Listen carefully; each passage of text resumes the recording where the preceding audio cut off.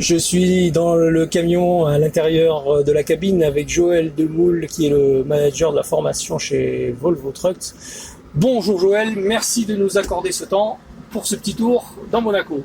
Bonjour Monsieur Pérez, merci. Bienvenue à bord. Merci. Et on va aller faire un petit tour justement dans ce véhicule adapté à la zone urbaine. Allez-y, moi je suis tout oui et à vous de nous expliquer Eh bien c'est ce qu'il parti. en est. Donc là je vais faire attention à faire une petite manœuvre. Là c'est très bien. On a un équipement de sécurité qui est très utile pour les manœuvres. On a une caméra overview, c'est-à-dire une vue du véhicule sur 360 degrés et avec un écran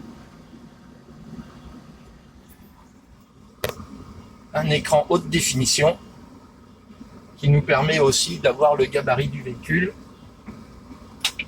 Je laisse Joël manœuvrer, on va pas le distraire pendant la manœuvre. Allez, c'est parti. Là, vous allez Là, voir, on est en marche avant. Voilà.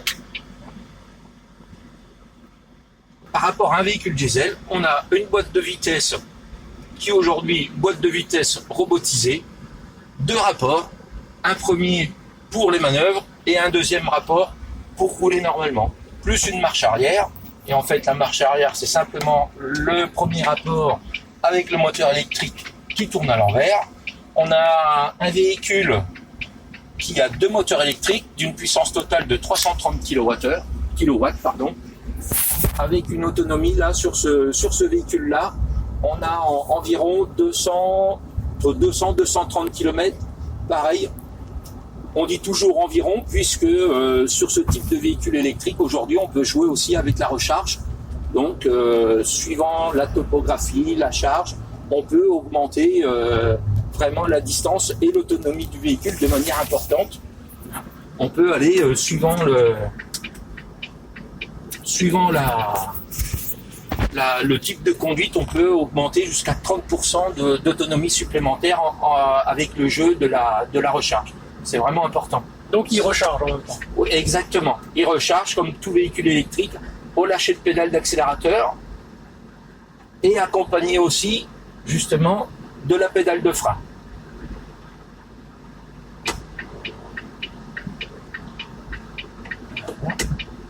Donc là c'est une circulation en ville. Ouais, quand même là on va vigilant. faire voilà, excusez-moi, oui, des petits blancs, c'est normal. Là on est vraiment en centre-ville urbain, hein, on est dans la ville de Monaco, c'est pas commun avec un véhicule de ce gabarit. Donc voilà, ça demande quand même une surveillance. Il y a beaucoup de circulation, de piétons et de deux roues, donc c'est le quotidien des véhicules, des livreurs qui font ce métier-là toute la journée. Donc voilà, ça demande au-delà de la conduite, et le confort de ce type de véhicule permet justement de garder notre concentration sur l'environnement du véhicule et pas de gérer une boîte de vitesse, un ralentisseur ou une plage de régime moteur ou quoi que ce soit. Donc on est vraiment attentionné juste à ce qui se passe, les différents indicateurs. Là, bon, c'est vrai, ce qui surprend, bon, ça pour ceux qui ne sont jamais montés dans un camion électrique, qui surprend, c'est bien entendu le silence déjà, hein, parce Oui. qu'il y a un silence, on peut se dire, est-ce qu'on avance, je dirais, Voilà. en libre ou pas? C'est assez particulier. C'est très particulier, c'est des habitudes qui se prennent vite, hein. Et pour le conducteur, on est dans un confort vraiment total. On peut parler, vous voyez, sans parler fort, on n'a pas de bruit parasite. À l'extérieur, on peut prévenir les gens avec une petite alarme. Vous voyez, Ouais, c'est super. pas une alarme, c'est pas un gros klaxon de camion, hein, c'est une alarme en plus que les gens aujourd'hui, c'est pas une alarme agressive, hein, c'est un bruiteur Oui, oui. type tramway, donc ça ne perturbe pas les gens, c'est un bruit qui est connu.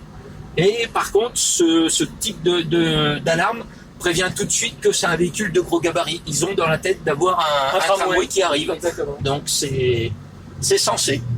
Donc vous pouvez le faire en faisant la blague auprès d'un arrêt de bus, par exemple. Voilà. Ça pourrait. Bon, je monte la vue parce qu'il y a pire comme métier quand même. Hein. Voilà. Ça peut... C'est pas tous les jours qu'on profite, oui, de ce type de ce type de trajet. Hein, c'est un peu spécial. Ok, donc ce véhicule, en fait, c'est un véhicule qui est équipé d'une grue. D'une grue, Et d'un plateau, c'est bien ça? voilà, une grue et un plateau grue, hein, tout simplement. Donc la grue, quand elle est utilisée, on est aux environs de 2 kWh. Hein, donc c'est une consommation qui est basse. Hein. C'est très silencieux aussi pour l'opérateur à l'extérieur. Hein. Très silencieux à l'extérieur. Donc là, c'est pareil. Un grand confort d'utilisation pour l'opérateur, puisqu'aujourd'hui, il n'a pas besoin d'avoir un casque sur les oreilles. Il peut discuter avec le chef de chantier. Voilà, c'est vraiment un grand confort d'utilisation. Hein. Et la consommation électrique du matériel qui est derrière, aujourd'hui, voilà, c'est jamais au détriment de l'autonomie du véhicule, puisque le jeu justement des recharges, et là, on fait 3-4 ronds-points, 3-4 freinages, et on a rechargé le peu de consommation qui a été utilisé pour la grue ou la benne. Hein. Donc c'est voilà. Des accessoires, même de gros accessoires qui consomment peu finalement.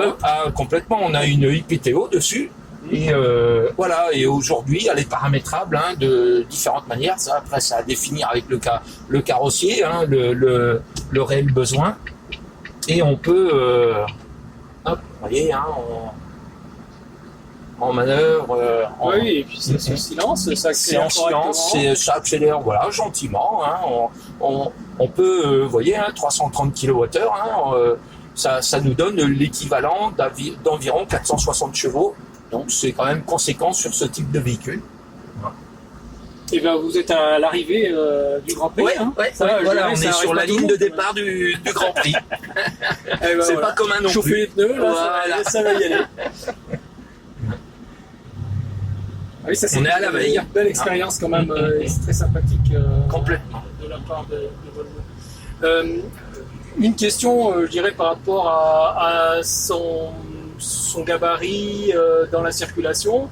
Il n'y a rien qui change puisque ça reste un véhicule standard voilà. que les conducteurs ont l'habitude. C'est un 26 tonnes.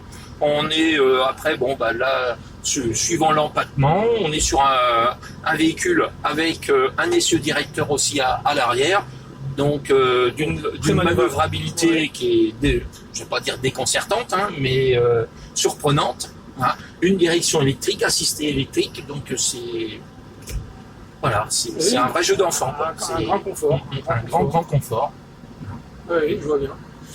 Donc c'est vraiment quelque chose de, je dirais, très facile d'utilisation et un véhicule qui est vraiment très agréable à conduire dans la circulation parce que boîte auto bien entendu, mais en électrique, dans quelque chose qui est silencieux et c'est vraiment, je dirais presque un jouet où l'essayer c'est l'adopter parce que bon là on va reprendre ce slogan mais c'est vrai que c'est réellement ça. C'est vraiment quelque chose que l'on peut adopter assez facilement parce que bon complètement on a aujourd'hui les premiers clients utilisateurs, hein, on en a une petite dizaine là sur la France qui font diverses activités avec divers carrosseries aussi, on a des fourgons, on a déjà des plateaux grues et les conducteurs ne veulent pas revenir sur un véhicule diesel. C'est tellement simple. Après, ça demande une technique de conduite comme tout véhicule pour justement jouer avec l'inertie, l'autonomie, pour profiter vraiment pleinement du matériel. Voilà, ça demande quand même. Oui, je dirais même une technique de conduite qui devrait être pratiquement la même lorsqu'on conduit un véhicule diesel. Si on veut faire des économies de carburant, et là, ce qui peut être étonnant, c'est que par rapport à un véhicule diesel, on va pas forcément essayer de faire des économies d'énergie. On va surtout faire en sorte de pouvoir en rechercher. Donc toujours à la moindre descente, au moindre relâcher de pédale, voilà, on recharge au maximum. Donc ça veut dire que bon, là, on va faire un tour d'à peu près 15 minutes environ ou une demi-heure. Voilà, ça nous fait 7-8 km là dans Monaco, en plein, voilà, que de la zone urbaine. Donc les 7-8 km, vous allez peut-être récupérer bien la moitié facilement en récupération d'énergie. Oh oui, là sur un profil routier comme on a dans Monaco, oui, on a 50% de recharge presque. Ouais, donc ça veut dire que le véhicule va afficher une autonomie de, on va dire, en pleine charge. Voilà, là si on part à 100%, on va avoir d'afficher 210 kWh. Voilà. Si on part de vraiment à 100% au départ, on va être à 205. On aura consommé à peine 5 kWh pour faire ce trajet. D'accord. Voilà. Donc finalement, on est avec cette récupération d'énergie, finalement on consomme beaucoup moins que le trajet réalisé en réalité. Et l'avantage, c'est quoi? C'est que finalement vous pouvez gérer presque les kilomètres roulés sont des kilomètres remboursés à 50%. Voilà. Que demande le peuple? On va pas refaire une élection. Parce que là, pour le coup, c'est même pas des kilomètres gratuits puisqu'on reproduit de l'énergie. Voilà. Faudrait presque même brancher le véhicule. Ouais. Eh bien, écoute, pour fournir l'énergie au réseau, je dis, c'est pas pour le recharger. En tout cas, merci Joël, c'est très gentil à vous de nous avoir fait vivre cette expérience. Mais de rien, c'était très sympa. C'est en plus dans un univers qui est peu commun pour le commun des mortels. On suit le circuit routier sur le circuit de Monaco. Donc, et en plus avec un véhicule de ce gabarit vraiment dans l'hyper centre-ville. Voilà, c'est quelque chose. C'était très très intéressant de pouvoir tester ce véhicule dans la configuration urbaine et avec, je dirais, les conditions de circulation que l'on peut trouver dans n'importe quelle ville du monde, avec des bouchons, des freinages, des montées, des descentes. Et justement, c'est ce qui nous permet de voir si on a quelque chose qui tient la route, si on peut dire, en prenant le jargon routier. Mais c'est le cas et on récupère en même temps de l'énergie. Merci Joël, bonne continuation pour ces prochains jours encore sur le salon. Et puis je vous dis, chers acteurs du TRM, à très bientôt. On verra sous quel cieux. À bientôt, merci. À très bientôt, merci. Au revoir. Vous êtes un constructeur, un équipementier, un distributeur de pièces ou de véhicules, un loueur, un financier ou tout simplement un acteur du TRM et vous souhaitez communiquer et laisser une empreinte à vie sur votre société ou sur un produit? Cet espace est disponible pour vous. Vous toucherez directement votre cœur de cible, les acteurs du TRM. Contactez-nous sur la chaîne du TRM@gmail.com.